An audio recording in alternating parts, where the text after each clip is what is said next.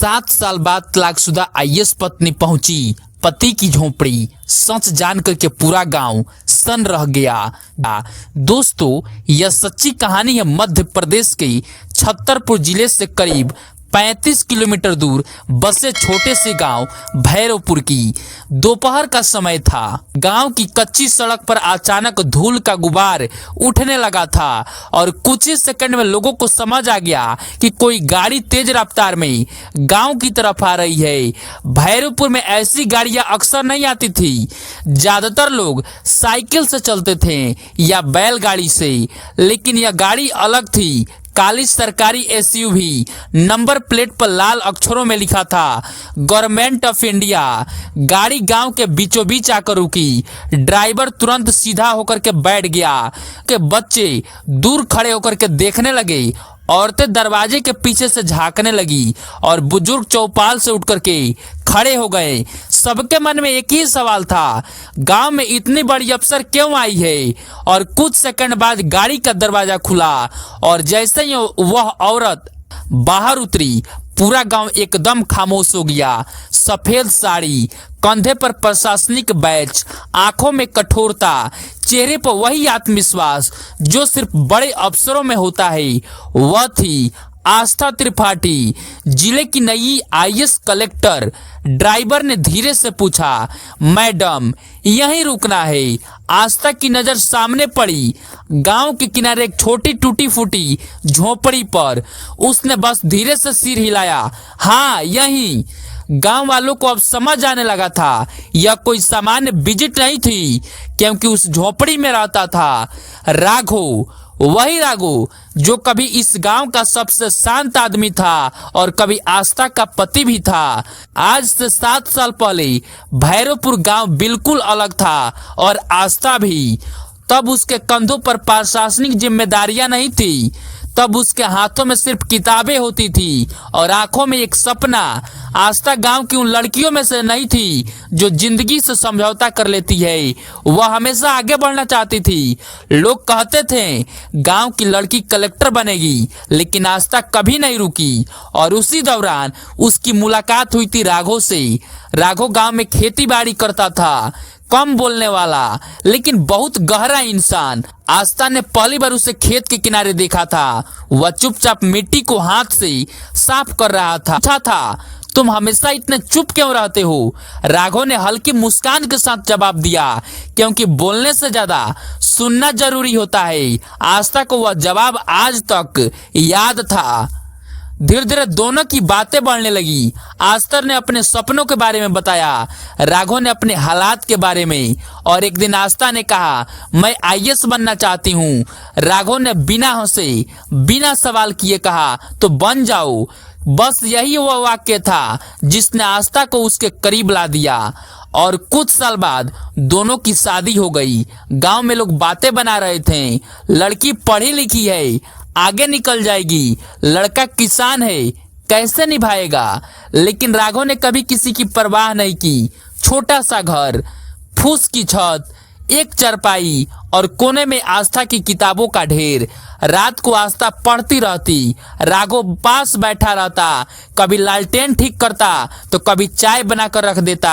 वह कभी नहीं कहता अब सो जाओ। वह सिर्फ इतना कहता, जब तक सपना पूरा ना हो नींद भी इंतजार कर सकती है। लेकिन आईएएस का रास्ता आसान नहीं था। पहली बार आस्था फेल हो गई। वह पूरी रात रोती रही। राघव ने उसे समझाने की कोशिश भी नहीं की। सुबह बस इतना कहा, आज खेत में ज्यादा काम है, शाम को पढ़ लेना। आस्था समझ गई वह उसे कमजोर नहीं होने देगा। और दूसरी बार भी रिजल्ट अच्छा नहीं आया। गांव वाले ने ताने मारने शुरू कर दिए। कलेक्टर बनने चली थी, लेकिन राघव हर बार चुप रहता। और तीसरी बार जब रिजल्ट आया, आस्था का नाम लिस्ट में था। वह आईएएस बन चुकी थी। आस्था खुशी से रोने लगी। राघव काफी देर तक उस कागज को देखता रहा, फिर मुस्कुरा करके बोला, अब तुम सच में अफसर बन गई। उसकी आवाज में गर्व था, लेकिन कहीं न कहीं एक डर भी, क्योंकि उसे पता था अब जिंदगी बदलने वाली है। और सच में जिंदगी बदल गई। शहर, सरकारी बंगला, नई दुनिया, नई पहचान। और धीरे धीरे आस्था भी बदलने लगी और राघव वहीं का वहीं रह गया। वह दिन आस्था ने कहा, तुम्हें थोड़ा बदलना पड़ेगा। राघव ने पूछा, कैसे? आस्था बोली, मेरे सीनियर लोग आते हैं, तुम्हें उनके सामने ठीक से रहना होगा। राघव चुप रहा, लेकिन उस दिन के बाद उनके रिश्ते में कुछ बदल गया और झगड़े बढ़ने लगे। आस्था को लगने लगा कि राघव उसकी दुनिया में फिट नहीं बैठता और एक दिन उसने साफ कह दिया, मैं इस रिश्ते को आगे नहीं बढ़ा सकती। और राघव काफी देर तक चुप रहा, फिर बोला, अगर यही तुम्हें सही लगता है तो ठीक है, और तलाक हो गया। आस्था शहर चली गई और राघव वापस गांव आ गया। 7 साल बाद आस्था फिर उसी गांव में खड़ी थी, उसी झोपड़ी के सामने जहां से उसकी जिंदगी की सबसे बड़ी कहानी शुरू हुई थी। उसने धीरे से दरवाजे पर दस्तक दी। अंदर से आवाज आई, आ रहा हूं। दरवाजा खुला और सामने राघव खड़ा था। 7 साल बाद दोनों की नजरें मिली और उसी पर भैरवपुर गांव की हवा जैसे रुक गई हो, क्योंकि जो सच सामने आने वाला था वो सिर्फ आस्था को नहीं, पूरा गांव सन हो गया। और दरवाजे पर खड़ी आईएएस अधिकारी नंदिनी कुछ पल तक बिना हिले खड़ी थी। झोपड़ी के भीतर से आती हल्की खांसी की आवाज ने जैसे उसको दिल को झकझोर दिया। यह वही आवाज थी जिसे उसे कभी अपनी जिंदगी का सहारा समझा था, लेकिन आज वही आवाज के उसके लिए एक सवाल बन चुकी थी। अंदर से कदमों की आहट आई। दरवाजा धीरे धीरे खुला। सामने राघव खड़ा था, वही चेहरा, लेकिन अब समय की धूल उस पर साफ दिखाई दे रही थी। चेहरे पर हल्की दाढ़ी, आंखों के नीचे थकान की लकीरें और हाथों पर मेहनत की सख्त रेखाएं। नंदिनी कुछ बोल पाती उससे पहले ही राघव ने शांत आवाज में कहा, मैडम आप यहाँ। तुम नहीं कहा, उसने मैडम कहा, और यही एक शब्द नंदिनी के दिल में तीर की तरह उतर गया। 7 साल पहले यही आदमी उसे नंदिनी कहता था, आज वही आदमी उसे मैडम कह रहा था। कुछ पल तक दोनों एक दूसरे को देखते रहे, फिर राघव ने दरवाजा थोड़ा और खोल दिया। अंदर आ जाइए, बाहर लोग खड़े हैं। नंदिनी धीरे धीरे झोपड़ी के अंदर चली गई। झोपड़ी छोटी थी लेकिन बेहद साफ थी। एक कोने में मिट्टी का चूल्हा, दूसरे कोने में पुरानी चारपाई और दीवार के पास एक लकड़ी की छोटी सी मेज जिस पर कुछ किताबें रखी थी। नंदिनी की नजर किताबों पर टिक गई। वह चौंक गई। वो किताबें सरकारी परीक्षाओं की थी। उसने धीमे से पूछा, तुम अभी भी पढ़ते हो? राघव हल्का सा मुस्कुराया, आदत छूटती नहीं। नंदिनी का दिल भर आया। उसे याद आया कभी वही आदमी रात रात भर उसके साथ बैठकर पढ़ता था। जब नंदिनी थक जाती थी तो वही उसे चाय बनाकर देता था। जब वो हार मानने लगती थी तो वही कहता, एक बार और कोशिश करो। और आज वही आदमी उसी झोपड़ी में बैठ करके किताबें पढ़ रहा था, लेकिन अब उसके साथ कोई नहीं था। बाहर गांव वाले की भीड़ धीरे धीरे बढ़ने लगी थी। सबको पता चल चुका था कि जिले की आईपीएस अफसर अपने पुराने पति की झोपड़ी में आई है। और गांव वाले की बुजुर्ग महिला गौरी काकी धीरे धीरे आगे बढ़ी। उन्होंने दरवाजे से अंदर झांकते हुए कहा, बेटा राघव, हम अंदर आ जाएं।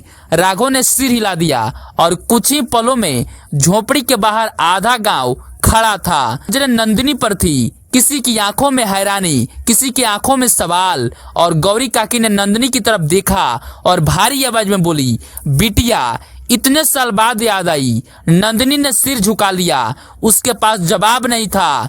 गौरी काकी आगे बोली, जब राघव शहर गया था काम ढूंढने, तभी उसने तेरा नाम नहीं लिया।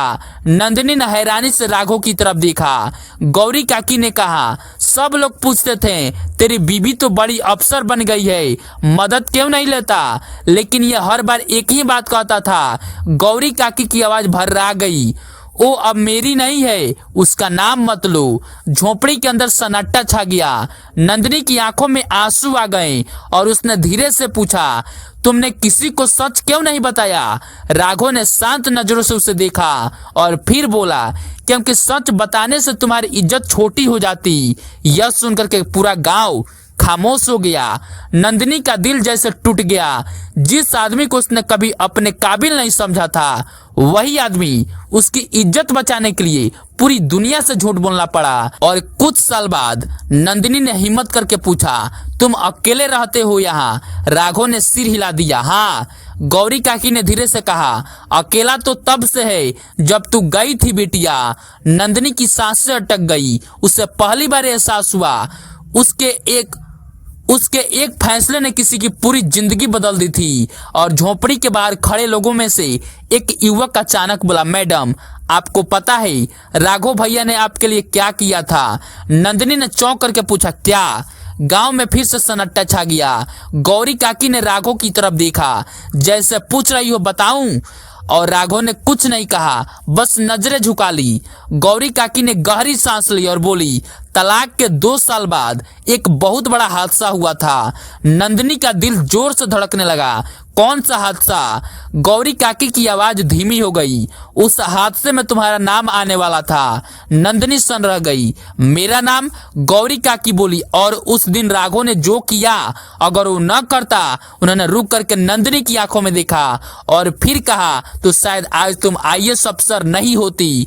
यह सुनते ही नंदिनी के पैरों तले जमीन खिसक गई। उसने कांपती आवाज में पूछा, क्या किया था राघव ने? गांव की हवा जैसे ठहर गई। सबकी नजर अब राघव पर थी, लेकिन राघव भी चुप था। झोपड़ी के अंदर हवा जैसे रुक गई थी। नंदिनी की आंखें अभी राघव पर टिकी हुई थी, लेकिन राघव अभी चुप था। उसकी चुप्पी ही सबसे बड़ा जवाब लग रही थी। गौरी काकी ने धीरे से कहना शुरू कर दिया, बिटिया, उस दिन की बात आज भी याद है हमें। नंदिनी का दिल तेजी से धड़कने लगा। कौन सा दिन? गौरी काकी बोली, तुम जब नई नई आईएएस बनी थी, पूरे जिले में तेरी चर्चा थी। टीवी वाले भी आए थे इंटरव्यू लेने। नंदिनी को याद आया, वो दिन उसकी जिंदगी का सबसे बड़ा दिन था। लेकिन उसी समय गौरी काकी ने एक ऐसी बात बोल दी जिससे उसका दिल बैठ गया। उसी रात एक बहुत बड़ा घोटाला हुआ था। नंदिनी चौंक गई। कौन सा घोटाला? भीड़ किसान ने आगे बढ़ करके कहा, जिले में जो सड़क बन रही थी उसका ठेका एक बड़े ठेकेदार के पास था। नंदिनी ने तुरंत पहचान लिया। वह केस उसे हल्के हल्के याद था। रामू बोला, उस ठेकेदार ने फर्जी बिल बना करके करोड़ों रुपए निकाल लिए थे। नंदिनी का माथा सिकुड़ गया। लेकिन उस केस में तो मेरा कोई रोल नहीं था। रामू ने धीरे से कहा, रोल तो नहीं था, लेकिन नाम आने वाला था। नंदिनी सन रह गई। कैसे? गौरी काकी ने कहा, क्योंकि ठेकेदार ने सारे कागजों में तेरे साइन की कॉपी लगा दी थी। नंदिनी के हाथ कांप गए। नकली साइन? रामू ने सिर हिलाया। हाँ, और अगर वो फाइल ऊपर पहुंच जाती तो जांच सीधे तेरे ऊपर आती। नंदिनी को लगा जैसे जमीन खिसक रही हो। वह बुदबुदाई, लेकिन वो फिर केस दब कैसे गया? भीड़ में फिर सन्नाटा छा गया। सबकी नजरें राघव पर चली गई। नंदिनी ने उसकी तरफ देखा। राघव ने नजरें झुका ली, लेकिन इस बार गौरी काकी चुप नहीं रही। उन्होंने कहा, क्योंकि उस रात राघव ने वो फाइल अपने ऊपर ले ली थी। नंदिनी के मुंह से आवाज नहीं निकल रही थी। क्या? गौरी काकी बोली, ठेकेदार के आदमी गांव आए थे। उन्हें पता था कि राघव पहले शहर में काम करता था और तुझे जानता भी है। उन्होंने राघव को धमकाया और कहा, अगर उसने फाइल छुपा दी तो सब ठीक हो जाएगा। और नंदिनी की सांसें तेज हो गई। फिर रामू ने कहा, राघव ने वो फाइल अपने पास रख ली और अगले दिन खुद पुलिस के पास चला गया। नंदिनी की आंखें फैल गई। मतलब? गौरी काकी बोली, मतलब उसने कहा कि कागज उसने ही बनाए हैं। और झोपड़ी के अंदर खामोशी छा गई। नंदिनी की आंखों में आंसू बहने लगे। नहीं, ये झूठ है। लेकिन रामू ने धीरे से कहा, सच यही है मैडम। राघव 6 महीने जेल में रहा था। नंदिनी के हाथ से गिलास गिर गया और धात की आवाज पूरे कमरे में गूंज उठी। जेल? गौरी काकी बोली, हाँ बिटिया, 6 महीने। और उसने तभी तेरा नाम नहीं लिया। नंदिनी का गला सूख गया। उसने कांपती आवाज में पूछा, तुमने मुझे बताया क्यों नहीं? और पहली बार राघव ने धीरे से सिर उठाया। उसकी आंखों में वही शांति थी, क्योंकि तुम जब नई नई अफसर बनी थी, अगर तुम्हारा नाम उस केस में आता तो तुम्हारा करियर खत्म हो जाता। और नंदिनी की आंखों से आंसू बहने लगे। लेकिन तुम जेल चले गए। राघव हल्का सा मुस्कुराया। 6 महीने तो थे। और उसकी आवाज में कोई दर्द भी नहीं था, जैसे वह बात कोई बड़ी बात हो ही नहीं हो सकती। लेकिन नंदिनी के लिए वो बात किसी बिजली की तरह थी। जिस आदमी को उसने अपनी जिंदगी से बाहर निकाल दिया, वही आदमी उसकी पूरी जिंदगी बचाने के लिए जेल चला गया था।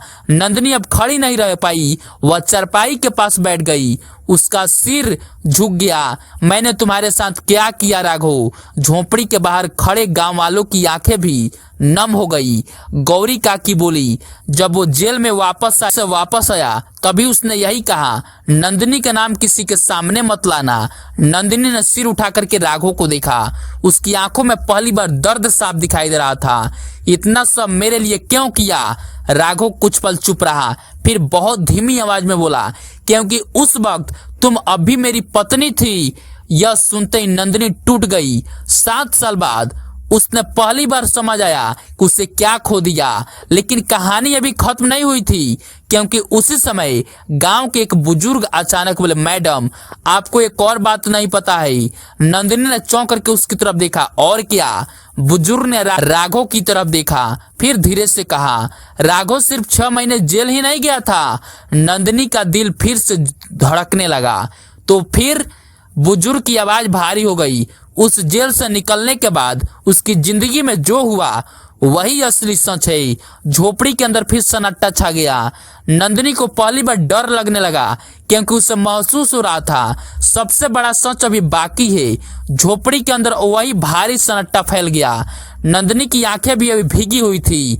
उसका मन बार बार एक ही बात सोच रहा था, राघव जेल गया, उसे पता नहीं चला। उसे लग रहा था जैसे पूरी जिंदगी किसी झूठे आईने में गुजर गई हो। गांव के बुजुर्ग रामलाल काका धीरे धीरे आगे बढ़े। उनकी आवाज उम्र की वजह से थोड़ी कांप रही थी। उन्होंने कहा, मैडम जेल की बात तो आपने सुन ली, लेकिन असली बात उसके बाद की है। नंदिनी का दिल फिर से धड़कने लगा। उसके बाद क्या हुआ था बाबा? रामलाल काका ने गहरी सांस ली।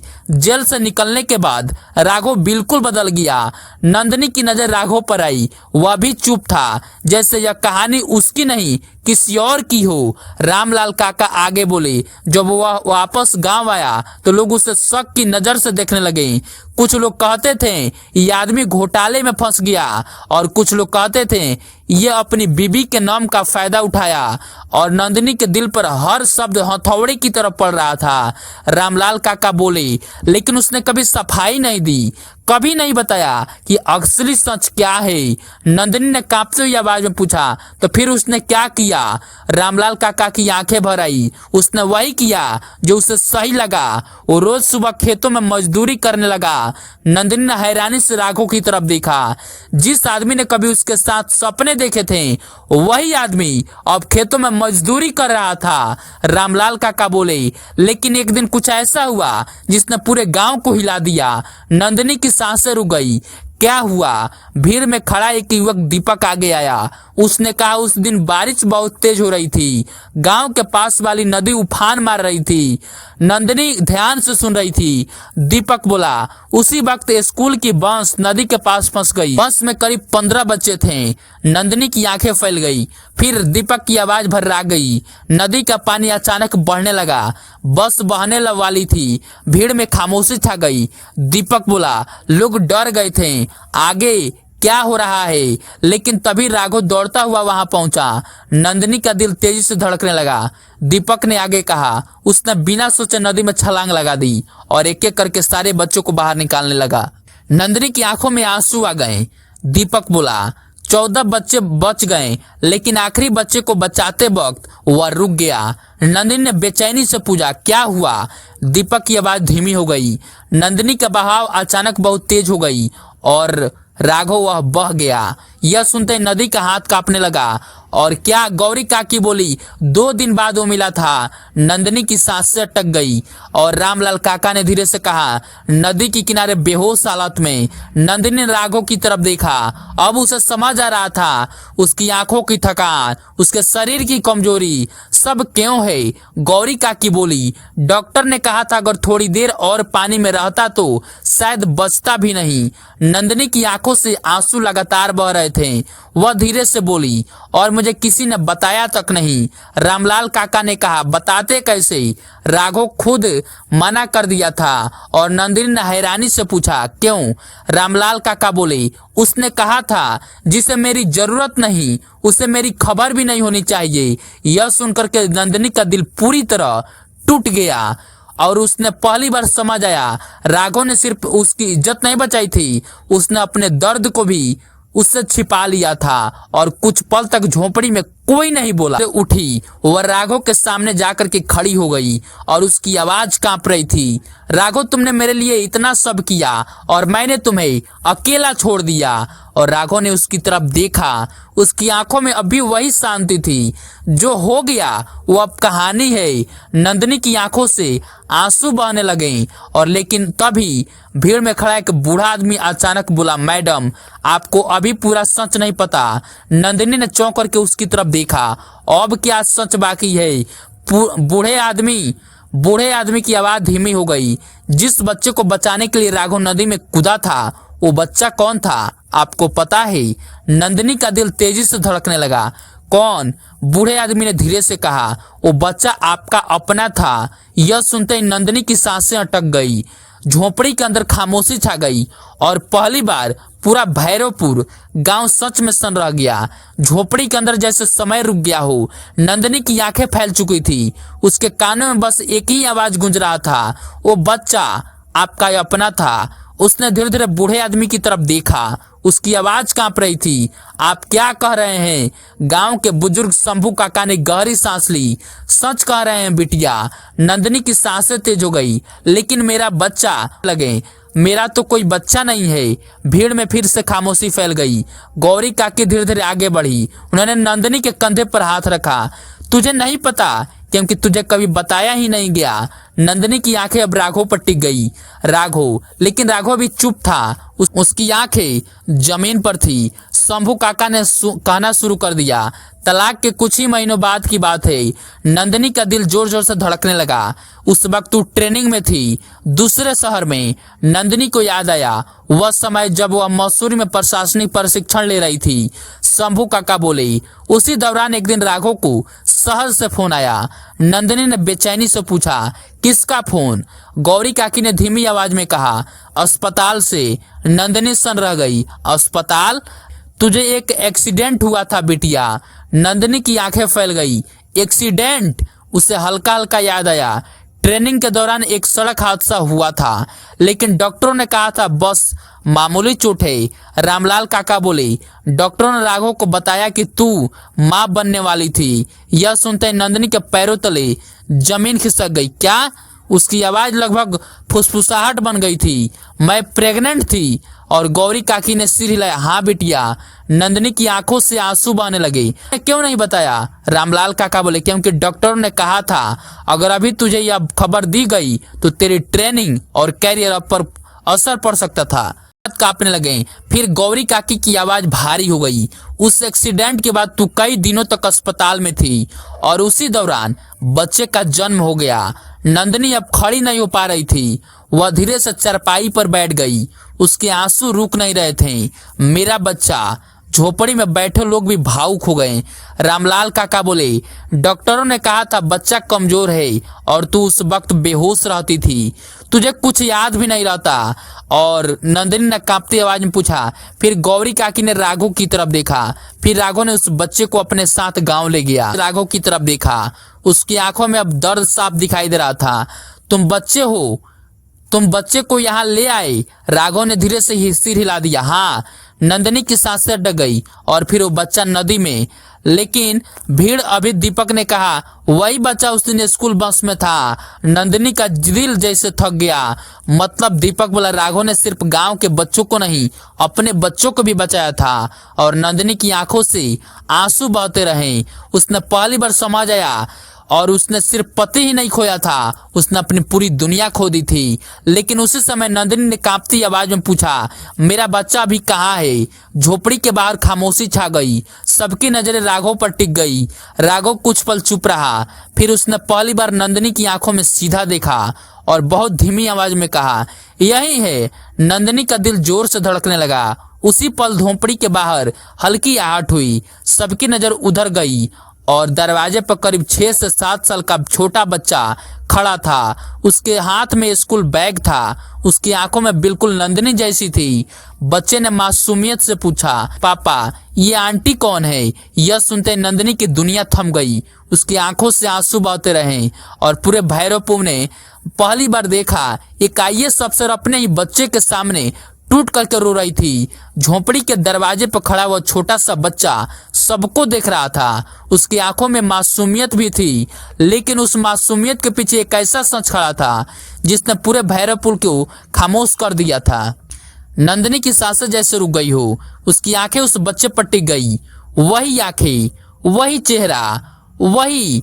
उसे महसूस हो गया था यह सच है कि कदम कांप रहे थे। बच्चा अभी भी राघव की तरफ देख रहा था। पापा ये आंटी कौन है? यह सवाल हवा में लटक गया। नंदिनी का दिल जैसे किसी ने पकड़ लिया हो। राघव कुछ पल चुप रहा। गांव के लोग भी सांस रोककर खड़े थे। नंदिनी की आंखों से आंसू लगातार बह रहे थे। वह बच्चे के सामने आकर के रुक गई। उसकी आवाज कांप रही थी। तुम्हारा नाम क्या है? बच्चे ने मासूमियत से जवाब दिया, मेरा नाम आरो है। यह सुनते ही नंदिनी की आंखें और भी भर आई। आरो, यह वही नाम था जो उसने कभी मजाक में कहा था, अगर हमारा बेटा हुआ तो उसका नाम आरो रखेंगे। और राघव ने उस दिन हंसते हुए कहा था, ठीक है आरो। आज वही नाम उसके सामने खड़ा था, लेकिन 7 साल की दूरी के साथ नंदिनी धीरे धीरे घुटने के बल बैठ गई और उसके हाथ कांप रहे थे। आरो, बच्चा थोड़ी हैरानी से उसे देख रहा था। फिर उसने राघव से पूछा, पापा ये रो क्यों रही है? यह सवाल सुनकर के पूरे गांव की आंखें भर आई। नंदिनी का दिल टूट गया। जिस बच्चे को उसने जन्म दिया था वह उसे पहचानता तक नहीं था। और राघव ने धीरे से कहा, आरो बेटा इधर आओ। आरो भाग करके राघव के पास चला गया। राघव ने उसके सिर पर हाथ फेरा। फिर कुछ पल चुप रहा, जैसे शब्द कम पड़ गया हो। और फिर उसने धीरे से कहा, ये तुम्हारी मम्मी है। और झोपड़ी के बाहर खड़े लोगों की सांसें रुक गई थी। आरो ने हैरानी से नंदिनी की तरफ देखा। मेरी मम्मी? नंदिनी अब खुद को रोक नहीं पाई और उसकी आंखों से आंसू बहने लगे। आरो धीरे धीरे उसके पास गया और उसने मासूमियत से पूछा, आप सच में मेरी मम्मी है? नंदिनी ने कांपते हुए सिर हिलाया, हाँ बेटा। आरो ने उसे गले लगा लिया। उस छोटे से गले लगाने से ऐसा प्यार था जिससे नंदिनी के दिल के सारे बंधन तोड़ गए और जोर जोर से रोने लगी। 7 साल का दर्द, पछतावा सब बाहर निकल आया। गांव वाले भी चुप खड़े थे और किसी ने कुछ नहीं कहा। और कुछ पल बाद आरो ने मासूमियत से पूछा, मम्मी आप इतने साल कहाँ थी? यह सवाल नंदिनी के दिल में तीर की तरह लगा। उसके पास कोई जवाब नहीं था और उसने बस आरो को और कस करके पकड़ लिया। उसी समय उसकी नजर राघव पर गई। राघव दरवाजे के पास खड़ा था, शांत, चुप। नंदिनी धीरे धीरे उठी और उसने आरो का हाथ पकड़ा और राघव के सामने आकर के खड़ी हो गई। राघव, मैं जानती हूँ मैंने बहुत बड़ी गलती की है। मैंने तुम्हें और अपने बच्चे को खो दिया। उसकी आंखों में आंसू बह रहे थे। लेकिन अगर अभी भी थोड़ा सा मौका हो तो गांव की हवा जैसे ठहर गई। सबकी नजर राघव पर थी। नंदिनी बोली, मैं सब छोड़ सकती हूँ, यह पद, यह नौकरी, बस मुझे मेरा परिवार वापस दे दो। यह सुनकर के पूरा गांव सन रह गया। एक आईएएस अफसर जो अपनी कुर्सी के लिए लोग सबको छोड़ देते हैं, वही आज अपने पद को छोड़ने की बात कर रही थी। राघव कुछ पल चुप रहा। उसकी नजरें कुछ पल चुप रही।